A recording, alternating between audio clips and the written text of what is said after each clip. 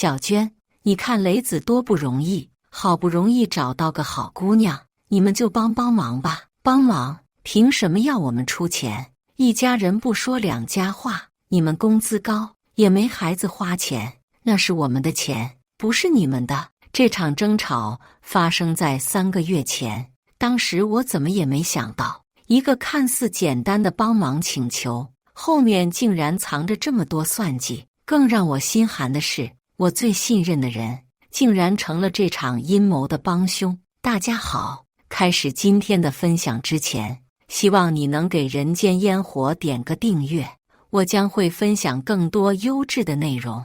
那天我加班到晚上9点才回家，刚走到楼下，就听见家里传来热闹的说话声。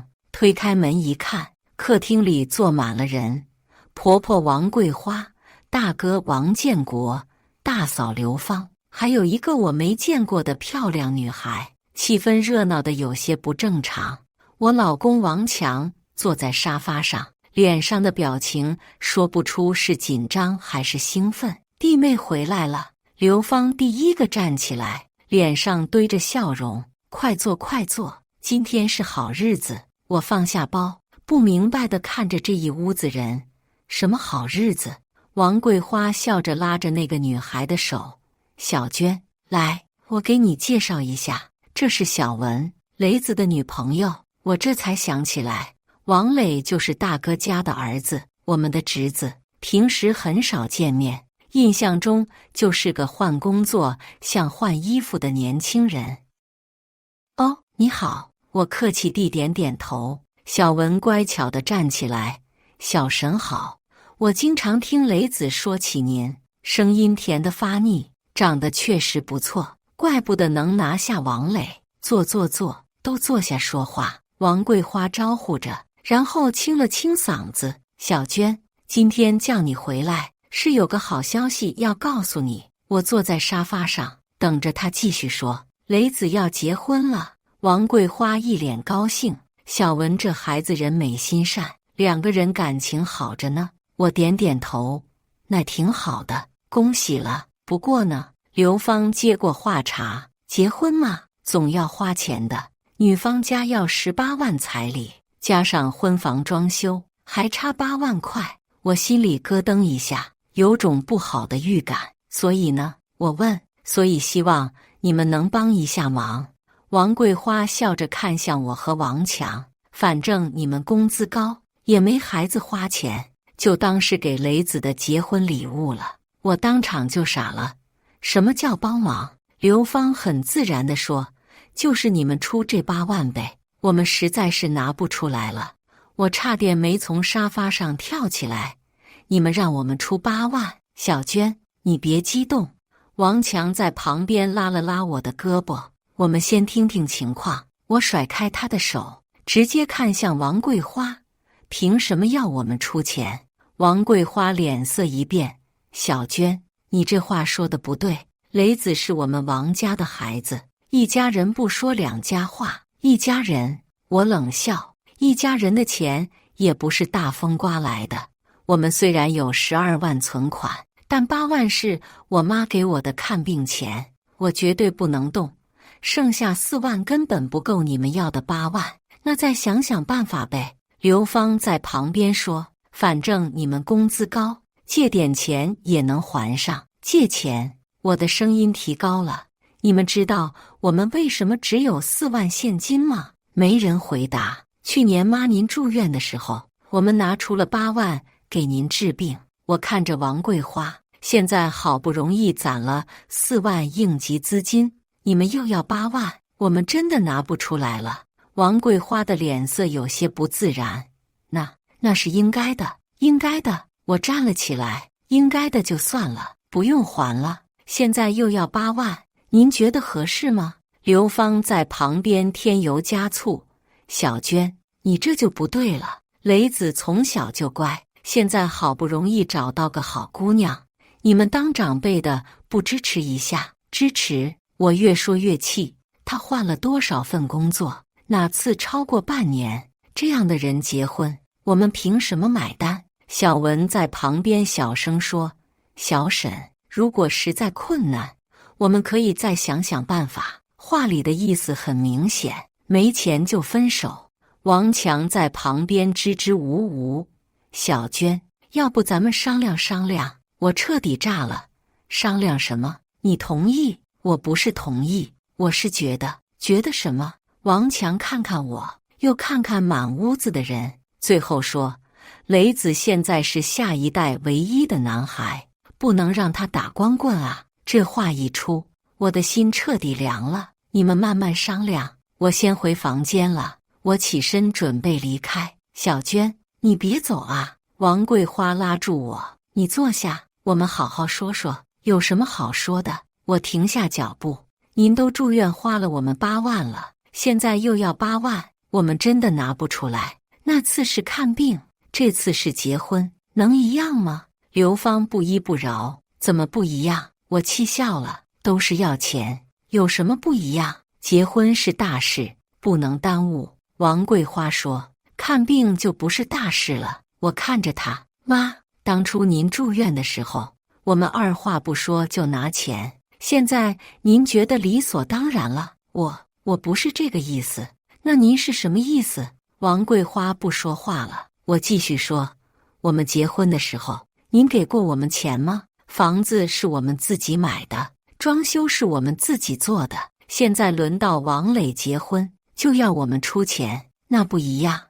王建国终于开口了，弟妹，我们也是没办法，要是有钱，我们也不会来找你们。没办法。我看着他，大哥，您做了这么多年包工头，真的没钱？前2年生意不好，亏了不少。王建国叹气，现在手头真的很紧，紧到连儿子结婚的钱都没有。我不相信，那您这些年都白干了，生意不好做，你不知道。我不说话了，心里却在想，这话我信吗？当天晚上，等所有人都走了，我和王强进行了一次彻底的摊牌。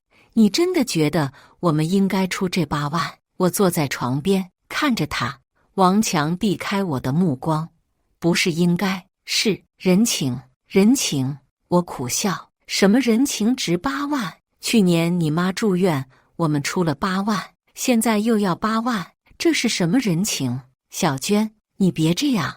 王强坐到我身边，雷子要是他打光棍了，我妈会急死的。他为什么会打光棍？我问。因为他不上进。这孩子换了多少份工作，每次都是干不了几个月就辞职，现在都26了，还是这样的人，我们凭什么给他买单？当年大哥帮过我找工作，现在该报恩了。王强说。报恩？我冷笑。当年他帮你找工作，是因为你有本事，现在你帮他儿子结婚，是因为什么？因为他姓王。小娟，你别这样说。我怎么说了？我的声音越来越高。我说的不是实话。小文条件那么好，为什么看上王磊？你心里没数。王强不说话了。他看上的是什么？是王磊的人品，是他的工作能力，还是他的前途？我继续说，他看上的是我们这个家，是我们的房子，是我们的钱。你别这样想人家。我这样想。我气笑了。王强，你什么时候变得这么天真？我们吵了1个晚上，谁也没有说服谁。第2天早上，我去上班的时候，王强还在床上躺着。今天不上班。我问，请假了？他说，我想好好想想这件事。有什么好想的？我冷冷地说，想来想去，还不是要我们出钱。小娟，你别这样。我怎么了？我看着他，我说错了吗？下班回来，我发现家里又有人了，这次是王桂花一个人。妈，您怎么又来了？我放下包，小娟，我来和你好好谈谈。王桂花拉着我的手，昨天的事是我们考虑不周。我坐下来，等着他继续说。我知道8万不是小数目。王桂花说，要不这样，你们先出5万。剩下的3万，我们再想办法。我差点没被他的话给气笑了。妈，您觉得问题是钱的多少吗？那是什么？问题是凭什么？我说，去年您住院，我们出了8万，但现在又要8万，您觉得合理吗？那不一样。王桂花说，结婚是喜事，对我们来说都是出钱，有什么不一样？我问妈，您住院的时候，我们二话不说就拿钱，您感谢过我们吗？王桂花不说话了。没有。我继续说，您觉得理所当然，现在又要我们出钱，您还是觉得理所当然。我不是这个意思。那您是什么意思？王桂花被我问得说不出话来。这时候，王强从房间里走出来。妈，您别为难小娟了。我没为难她。王桂花说，我是在和她讲道理。讲道理？我冷笑。什么道理？一家人互相帮助的道理。王桂花说，当年强子找工作困难，建国不是也帮了忙吗？那是因为强子有能力。我说，现在王磊有什么能力？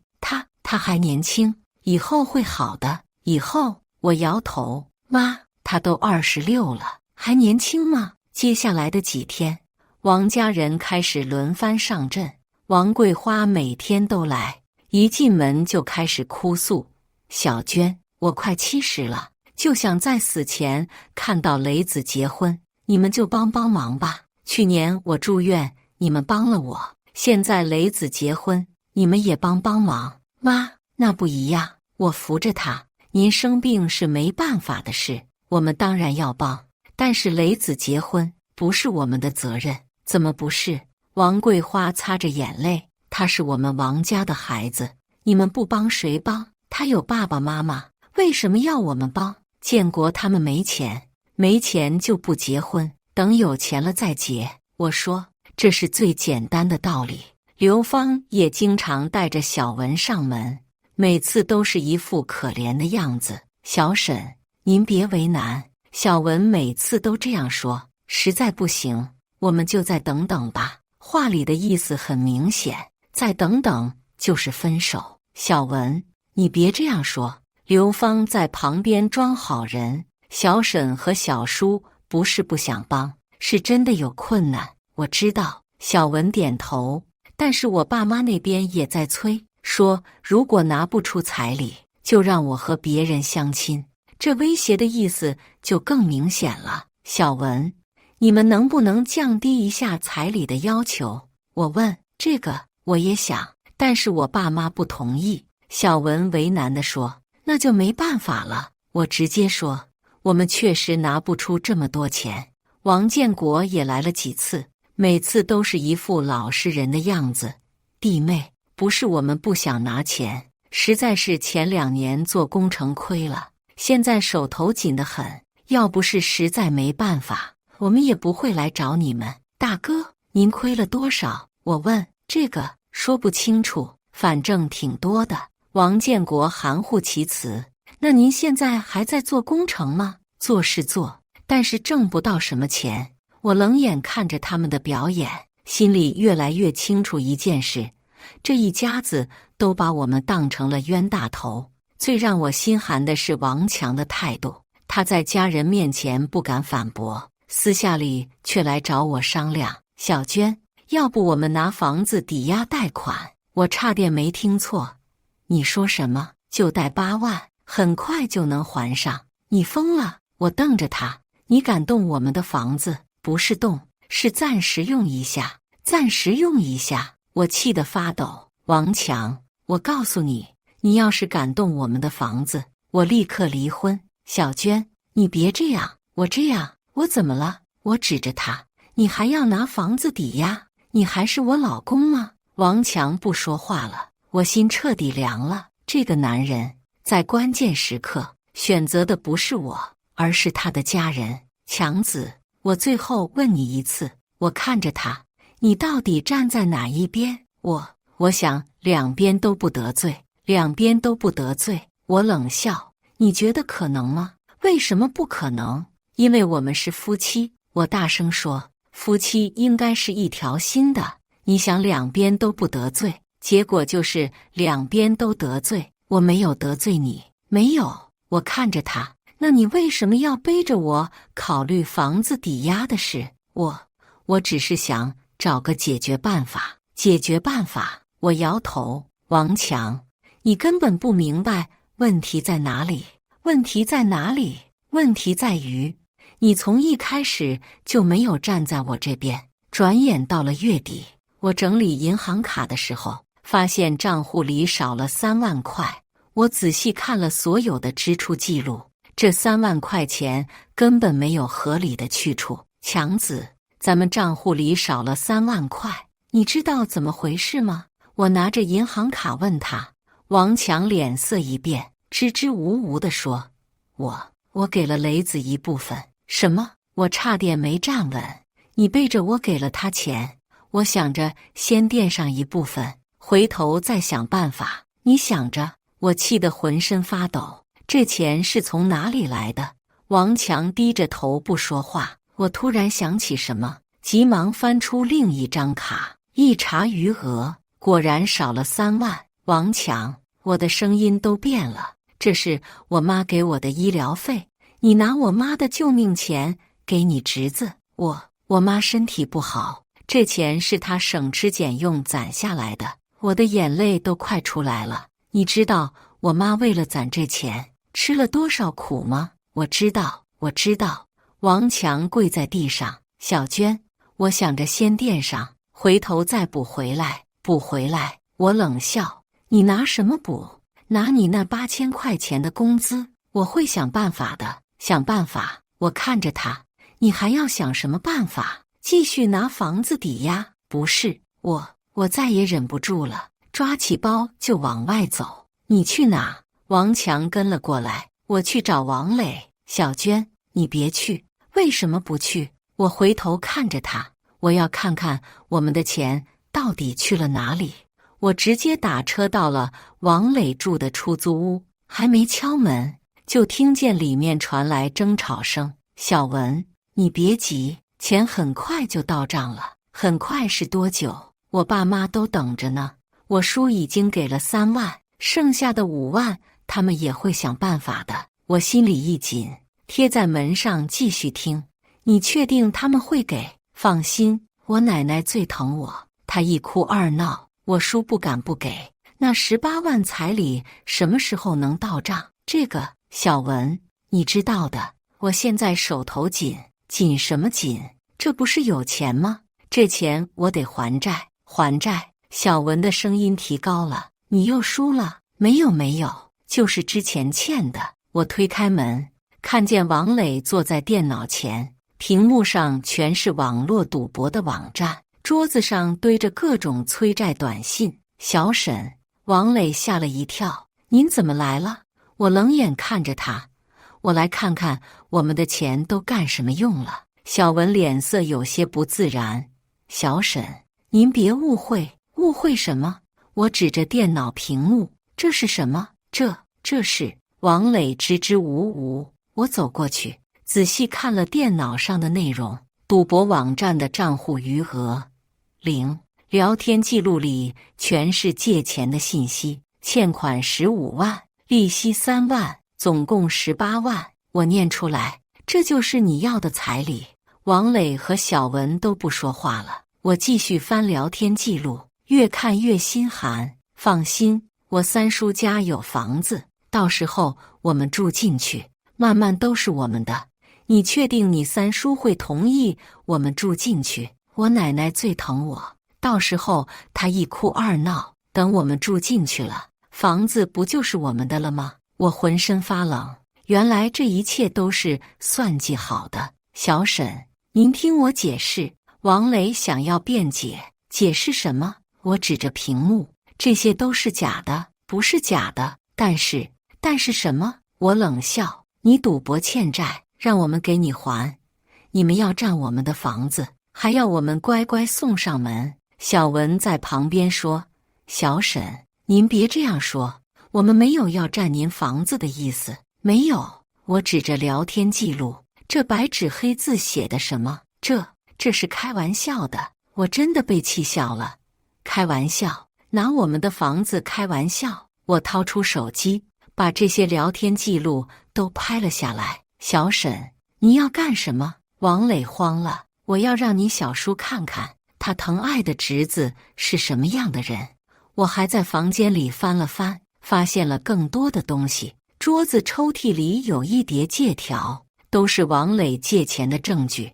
这些钱你都拿去赌博了？我问。不是，有些是生活费。生活费？我看着借条上的数字，生活费要借这么多钱？王磊不说话了。小文在旁边说：小沈，雷子知道错了，他以后不会再赌了，不会再赌了。我冷笑，他说过多少次不赌了，这次是真的，真的。我指着电脑，昨天晚上他还在赌，这也是真的。小文不说话了。我继续翻他的东西，在床底下发现了一个小盒子，盒子里装着一些首饰，看起来很眼熟。这些是什么？我问。这是我妈给我的。王磊说。你妈给你的？我拿起一条项链。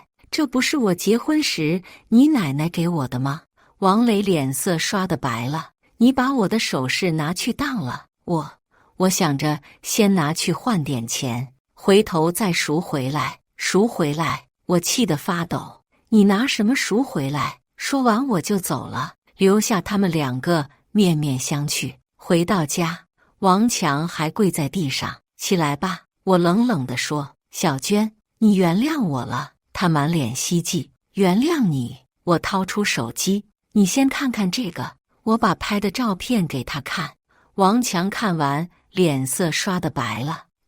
这不可能，不可能！我冷笑。你的好侄子欠了18万赌债，你的好妈妈要让他们住进我们家，你的好大哥明明有钱，却装穷，让你出血。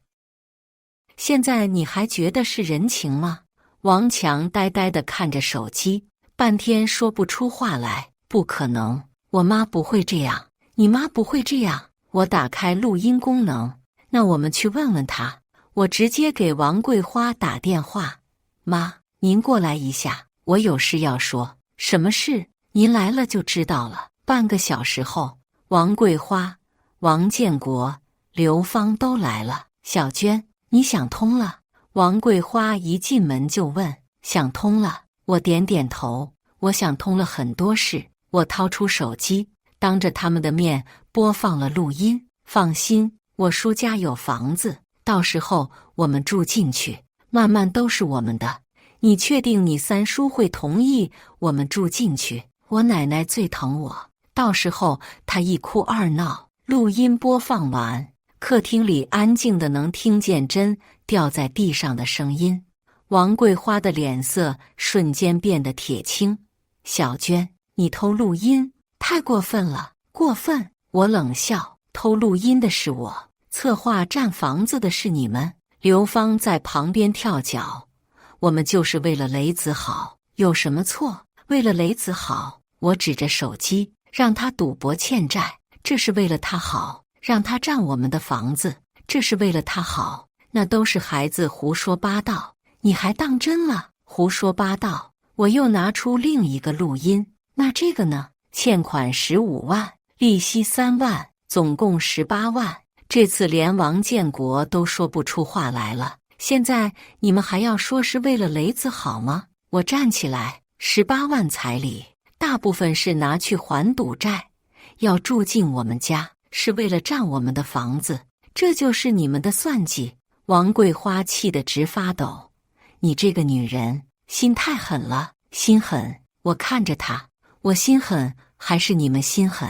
我们怎么心狠了？刘芳不服气。去年您住院，我们出了8万，现在又要8万给王磊还赌债，这不心狠？我的声音越来越大。你们要占我们的房子，这不心狠？我们没有要占你们的房子。王桂花大声说。没有。我拿出手机。那这个录音是假的，那是雷子胡说八道。胡说八道。我冷笑。那你们为什么要我们出钱？因为我们是一家人。一家人？我摇头。一家人不是这样算计的。去年您住院，我们出了8万，我们有怨言吗？没有。因为您是长辈，生病了我们应该出钱。但是现在呢？雷子结婚关我们什么事？王强在旁边终于开口了：“妈，您真的想让雷子他们住进我们家？”王桂花不说话了。妈，您说话啊！王强追问。我只是想让雷子有个落脚的地方。王桂花小声说。落脚的地方？我冷笑。那我们住哪里？你们可以租房子。刘芳说。租房子？我气笑了。我们自己的房子让给别人住，我们去租房子。雷子是我们王家的孩子，应该住王家的房子。王桂花说。王家的房子？我指着周围。这是我们买的房子，凭什么成了王家的房子？你丈夫姓王，这房子就是王家的。那我呢？我问。我也是王家的人，为什么不能住王家的房子？王桂花被我问得说不出话来。我继续说，而且这房子是我们夫妻共同财产，不是王家的财产。小娟，你这话说得太绝情了。王建国说。绝情？我看着他，大哥，您觉得我绝情？那当初您算计我的时候，有没有想过我的感受？我们没有算计你，没有算计。我拿出手机，那这些录音是什么？王建国不说话了。从今天起，我和王家断绝往来。我宣布。小娟，你别这样。王强慌了。我就这样。我回到卧室，开始收拾东西。小娟，你要去哪？王强跟了进来。回我妈家。你别走，有话好说。没什么好说的。我把衣服装进箱子。你选择你的家人，我选择我的尊严。小娟，我错了，我真的错了。王强跪在地上，我停下动作，看着他。你错在哪？我不该瞒着你给雷子钱，就这些。我不该听我妈的话。我失望地摇摇头。你还是不懂。那我错在哪？你错在从一开始就没有站在我这边。我看着他，我们是夫妻，应该是一条心的。但是你呢？你老是想着平衡，想着两边都不得罪。结果呢？你得罪了我，也没有真正帮到他们。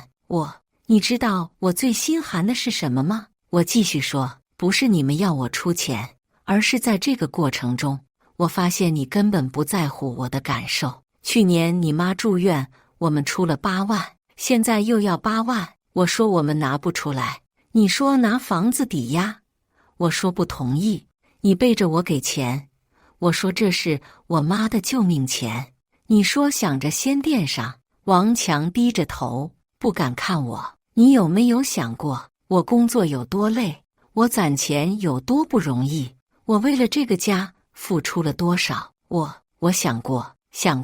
我冷笑。你要是真的想过，就不会做这些事。我拖着箱子往外走，王强跟在后面。小娟，你给我一个机会，我改。机会？我回头看着他。我给过你机会，你自己不珍惜，我这就和他们断绝关系。现在说这些有什么用？我走出门，王强还想跟出来，被我拦住了。你别跟来了，小娟，你好自为之吧。我坐上出租车，透过车窗看见王强站在楼下，一脸绝望。但我的心已经死了。在我妈家住了1个星期，我以为这件事就这样过去了，没想到真正的好戏才刚刚开始。那天晚上，我正在帮我妈收拾东西，突然接到一个陌生电话。请问是王强的家属吗？我是他妻子。怎么了？是这样的，我们是债主，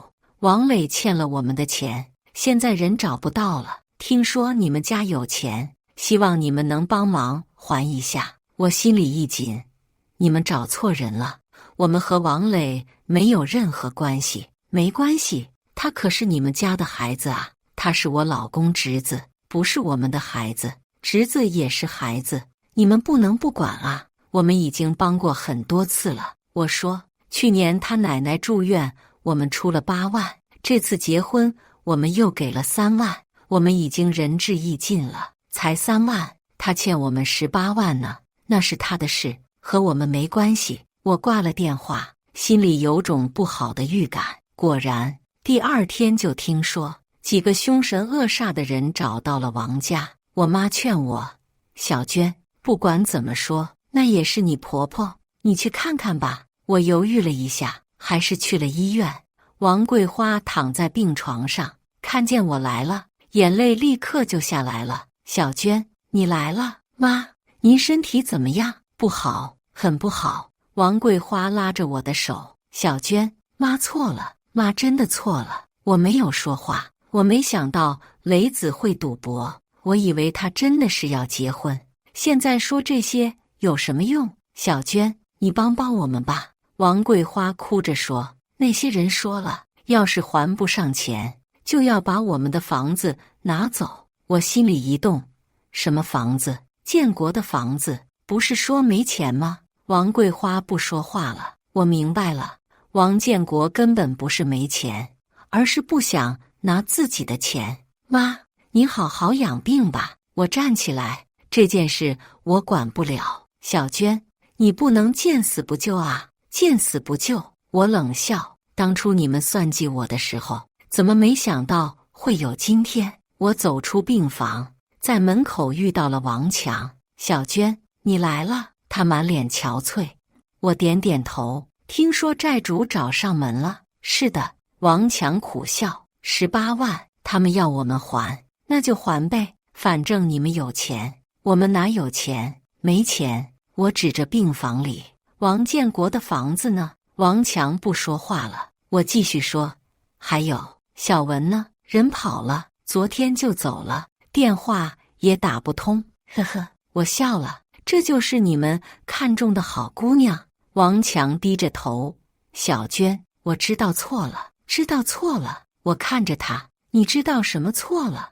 我不应该相信他们，相信他们。我摇摇头，你最大的错误不是相信他们，而是没有相信我。算了，我不想说了，我准备离开。小娟，你给我一个机会，我们重新开始，重新开始。我回头看着他，王强，有些话我只说一次，我们之间已经没有可能了。为什么？因为我看清了你的选择。我认真地看着他，在最关键的时候，你选择的不是我，而是你的家人。